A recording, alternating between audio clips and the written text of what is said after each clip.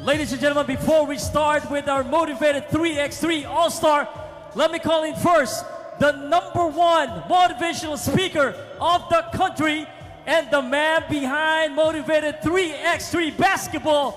Put your hands together for Rendon Labrador! Thank you. Maraming salamat sa napakalakas na intro. Pau, salute, shout out sa'yo. And Anton, syempre, ang ating professional commentators. At syempre, grabe, Axel and Psycho Sid. Sobrang lakas ng performance ninyo. Ang ganda ng message kung naikinig po kayo, huwag kang hihinto, gawin yung gusto mo.